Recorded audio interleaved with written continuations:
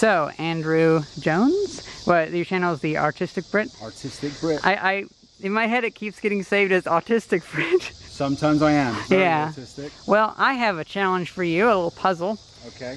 I want you to see if you can figure out how to start my propane-powered lawnmower and mow the yard without blowing yourself up. Now, do you have a match? Sorry, the pilot light's already on. Oh, it is? Yeah. Right, so is this the brake down here? That is the brake and the clutch. If you want to take a look underneath the seat to see how it actually works, you can, but... So you just crack it open a little bit. But if you do too much, the engine won't start.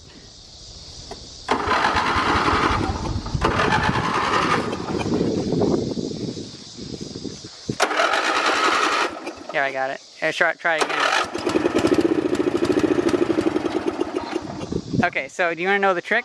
Yes. So, what you do... Yes.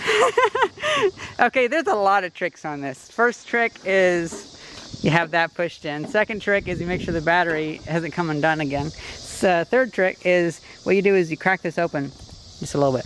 Now start it, and it should pop for a little bit. Okay, so now what you do is you do that, and you just have to time yourself. You have to, when it started, then you reach back and slowly turn it on. But you can't turn it all the way on, and then you'll kill the engine. Good God! So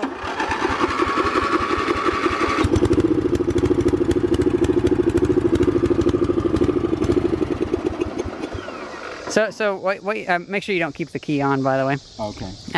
So what you do then is, in order to not waste propane, you because then you could run a risk of blowing yourself up because there's too much propane out. I've had it backfire before. It's pretty nasty. So you crack it open a little bit. Yeah. Like that. Yeah. Stick a little bit of propane in there. Yeah. It runs, then you crack it open more, and then you slowly go down until it turns off, and then you open it back up. So you get it right in the point where the engine dies. And then, since the carburetor is meant to work with a liquid, the choke is actually, slow is actually fast, and fast is actually slow. Well, that makes complete and utter sense. Yeah, given everything else. I actually give up. All old. This is, I'd rather push it. Well, then you still got to mow. With a hand crank. We can get the scythe out, or the 1955 Montgomery Ward mower. So I can show you how to do this then. Here, could you take the video? Absolutely. So push that in so the switch gets activated. Crack.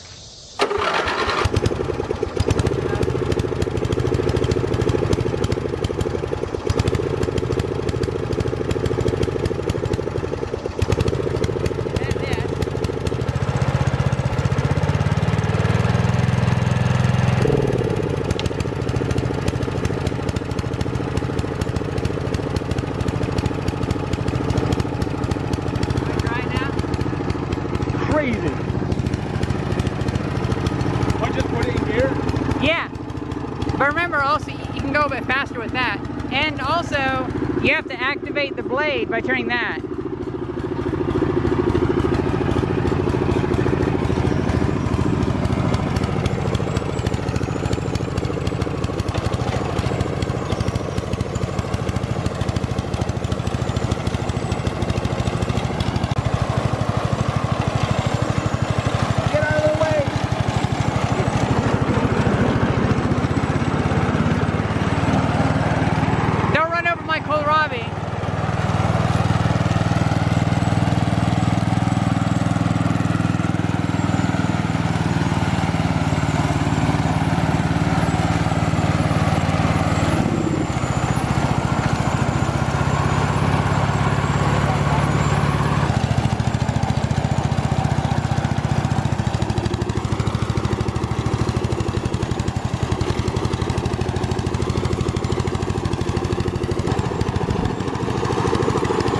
Try to stop it.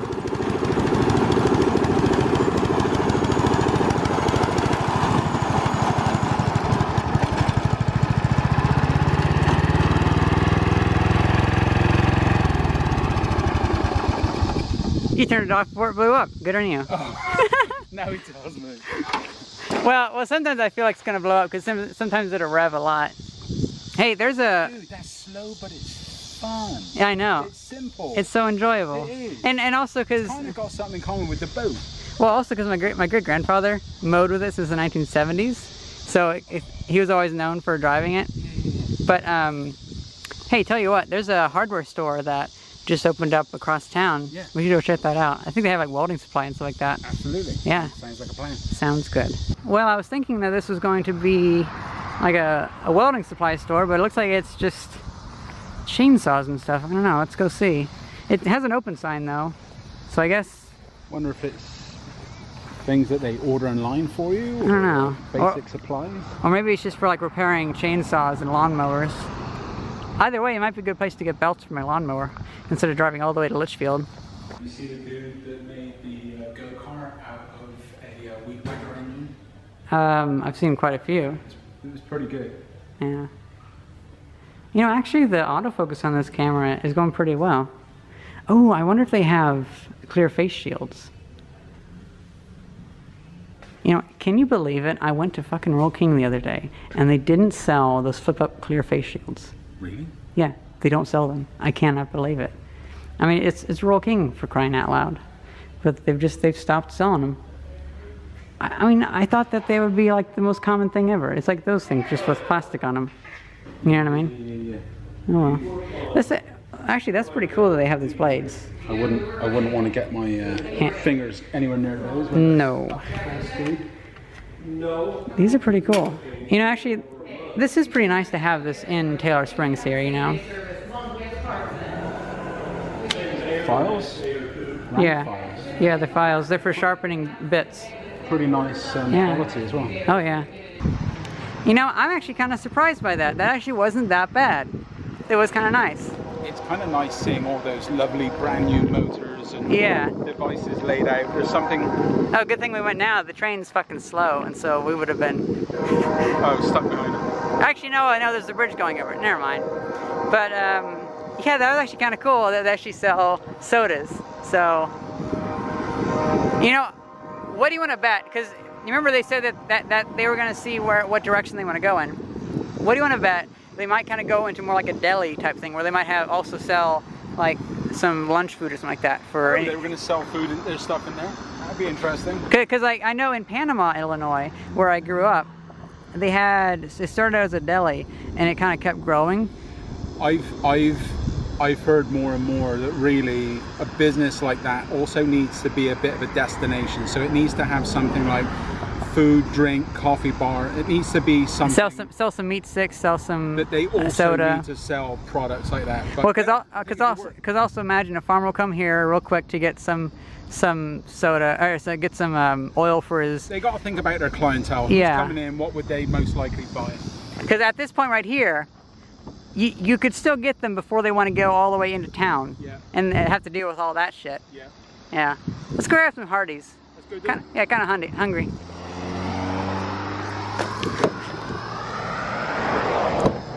I think you should visit more often. That'd be awesome. Yeah. So that church next to the library, the one with the red bricks. Okay. Doesn't it look like it would be some evil villain's like tower, but they forgot to build past the base? Like it should go up way high. Yeah. It's just so blocky. I think it's kind of funny. The staining from the letters gives it like a weird look and feel to it. Yeah. Well, I was meaning the red brick building. Oh, the red brick one. Yeah, sorry. Okay, so how did you kill your camera at 60 miles an hour? I stopped at a rest stop, and it was the eclipse. The eclipse was going on, and I was talking to this guy who was a truck driver. And I got the camera wedged up on the roof of the car, and I put a quarter underneath one edge of the camera just to make sure it was perfect. And this train, you know, with all the long cars, one after another after another. Like county-wide train, pretty much. Yeah, and he's telling me, he said, that's a coal train. And I'm like, oh, cool. So anyway, I'm recording. Then he left, and the eclipse was still going on. And another truck driver came in. I just felt a little bit weird, so I thought, you know what, I'm gonna get going. So I got in the car, and I guess I was a little bit there was something weird about the whole thing. There was a strange light. Like I said, all of a sudden I just felt strange, like I should leave. And I You felt jumped unwelcome. Yeah, and I got in the vehicle and I started to drive and I started to merge into the highway and all of a sudden I reached 55, 60, I heard and in slow motion I'm like, no, and I'm looking around the car and I'm looking for my cameras one by one, and I realized that I have all my cameras except the one, the Sony RX100 Mark III. And I get out and I find the screen. I get out, I find the body of the camera, which I was surprised that it was as battered as it was. And not just in pieces. And it is in pieces. And not only that, the battery had come out of it, the SD card came out of it. At least it's not a Mark IV, because Mark IV is one that has like the high speed capabilities. Really? I saw an SD card lying on the ground and like, oh, the SD card, because really that's all you worry about is the footage. And I got some really nice footage at a hotel, one of the best hotels I stayed in. Some of the ground sculptures that were there, I'm a bit sad about that. And then I pick up the SD card, turn it over, and the SD card had split in two, and I couldn't find the data section of the SD card. So, all that footage I lost. And then I reached out and I posted it on social media, and bless his little white cotton socks, Barnacules, Jerry Berg, Barnacules Nerdgasm from YouTube, who recently interviewed me. He heard about the work. Well, he saw the work and what I was trying to do to help young adults, think twice about committing suicide and all that stuff. There's a lot of fun stuff out there to do in the world. Well, actually, I would say it's not exactly fun. It's a lot of the opposite of soul crushing. It's it's uplifting. Because uplifting. Life experience. Because working at McDonald's, adventure. Was a soul crushing experience for me. Working on YouTube is an uplifting experience for me. I think finding things that uplift you and motivate you in life, that is more important than fun things. Fun seems more frivolous, I guess.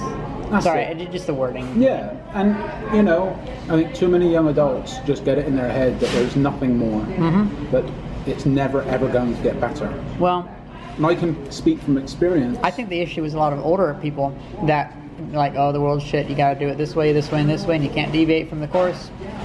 You gotta get a job as a welder, and that's it. No, yep, exactly. I think there are a lot of people that kind of... We're very pessimistic. Preach that you got to do it this way or you're not going to survive, and it's not the case. It's kind of like how there's this one thing that bugs me. I'm not sure if it's like a common thing, but like every so often I'll be in a family get together, and I'll see some kids say something like, "Man, I wish I was grown up," and then some adult is like, "No, you don't. Being grown up sucks." And they'll try to find some stupid reason to say why being grown up sucks, and they'll be like, "Oh, because you have to shave or something." It's like, seriously, because you have to shave. And the reality is, a lot of people underestimate how crappy childhood is. Childhood is depressing, especially in today's day and age. And especially in today's day and age, where people have to get up at like 5 a.m. to go to school and stuff like that. Like the peer pressure today is incredible. And the online, how the bullying, the internet persona can haunt you. But I just want to interject. The shadow on this is pretty bad. Let me try this. It's fine. I don't care too much. That's much better. Yeah. So I think a lot of older people need to realize that where they are in life is a lot better than they were, and B, realize that a lot of people, when they're young, are in a worse place in life than probably they are. Because being helpless, being a child, being a young adult that can't really do anything, that is more depressing than being an adult and knowing you can do something and you just don't choose to. Yeah. I think a lot of people don't understand how much that limitation can can hurt you. Like I feel like I have pretty good control over things, but until I got that job at Apple and had the ability to like now, if I wanted to, I could fly somewhere. Yeah. But before that, it was just a given that I would never be able to afford the rest of my life to fly anywhere. Yeah. And especially not then, because I was just kind of a super limited young person. And now I've come out of that a little bit. And now you broaden your horizons with the understanding of what's truly capable. Well, also building up my life and getting jobs and stuff like that. But the fact still remains, back then it was pretty depressing because any job I could get was super low wages, like McDonald's and whatnot. I don't know, that's kind of rambly, but... No, it's not. I mean... I think there really is no way to go about it unless you're Jordan B. Peterson. You're going to come off as rambly. Well, look, I think part of this... I could be a high school teacher and say... Want some ketchup? No. I could be a high school teacher and say, look, life is to be done this way or life is to be done that way. And I think a lot of young adults today, or kids, need to see, I don't want to hear what you could do, what have you done? So I just want to show them by, crazy examples. Like I said before, I built a little wooden boat powered by electricity and took it all the way across America to meet a guy, that inspired me. I think there's also an issue of people really downplay any small achievements to where they don't want to go any further. Like, for instance, my grandparents were like my biggest critics of my YouTube channel. Oh, really? And we're basically like, why don't you get a real job? It's like that. Until I got the job at Apple, and now they're like, oh, well, you sure did get lucky. And it's like, no, bitch. I worked really hard for this shit. I worked really hard to get noticed and all this kind of stuff. But I know. And people like that, I think those people inhibit innovation, and they inhibit growth. Barnacules was kind of relating a similar story, that there were people that kind of downplayed who he was and what he was doing, but he was able to show them that this is who I am, not what you think I am. I don't watch a lot of Barnacules' videos, but every so often I do catch them, and I do enjoy them. It's just I don't have time for... There's so much to watch. I know, there's... So much to watch. Oh, by the way, a little rant about YouTube. I'm going to turn this around. This is fine right here. So, I've been having issues with YouTube not putting hardly any of the videos I want to watch into my subscription feed. Now they're filtering it so much, it's basically useless. And I have not been watching my actually subscribed videos in a long time now. And that really fucking pisses me off.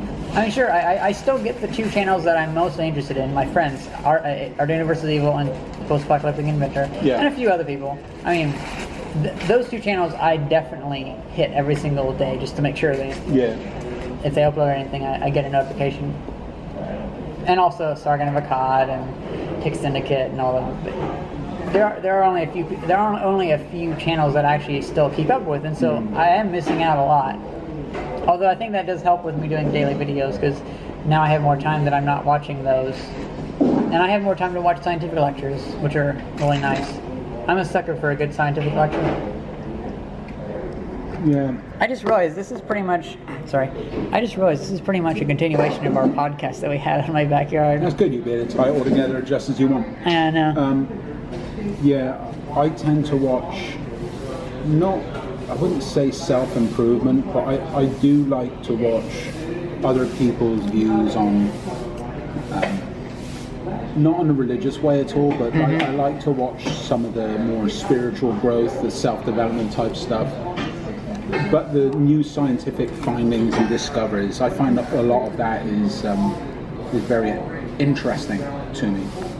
And especially when you get actors and certain people that are supporting different causes, and then you find out, oh, this person was bullied growing up, or that person was abused by their dad growing up. It's pretty fascinating to see just how a lot of this stuff that happens to us when we're young affects us as an adult, and now we got all these issues that are from nowhere seemingly. Yeah. But they're very much because of what happened to us when we were young. I am thankful that aside from one particular instance, whenever I had any domestic violence in our house, well, I mean, like the instance that I'm talking about, whenever me and my mom, when my mom broke up with my dad, I was like 3 or so. It was 1995, I think. She broke up with my dad. We flew to Switzerland because she found a friend online. Wow. And she was actually online dating in 1995, which is kind of pretty old. And well, the person that we were living with, her boyfriend at the time, he hit her and stuff like that. And so after a little while, we decided, fuck Switzerland, we're going back home. Switzerland was great. It was a wonderful country. But apparently it wasn't neutral. Well, I mean, sorry, Mum, you didn't deserve that. so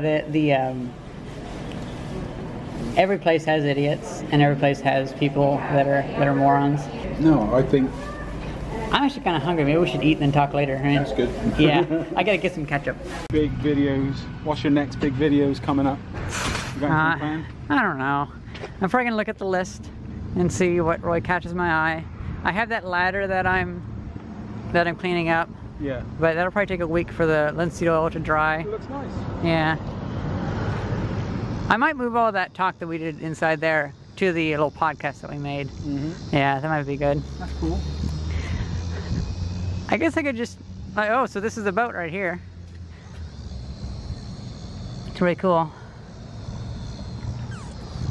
So did you make the bottom part out of fiberglass? All I did, the only fiber, because I ran out of time, I had to hit the road. Because it looked like fiberglass on the back underneath the motor. I did all the seams, just all the seams in fiberglass. Everything else is marine fairing compound, marine epoxy, and marine paint. So it's all like waterproof stuff, Yeah. you know. Well, I think it's probably a good place for me to end this video. You guys should go check out Andrew Jones's channel. I'll put a link to it. Artistic brick. The problem is there's so many Andrew Jones channels, and yours isn't exactly like super big when you type in Andrew Jones. That's it. Yeah, that I'll, people. Every time I say that, people keep subscribing to some other person's channel. I think there's one dude I see that's his channel's growing quite nicely. He's similar to mine, but that's all right. The people that need to find me, they'll find me, especially if they want this boat. Yeah. So when do you think you'll probably be uploading videos of this boat? Like maybe well, right now, by next week or something like that? No, I mean right now, other people that I've been interviewed by, they're putting up videos whenever. Okay.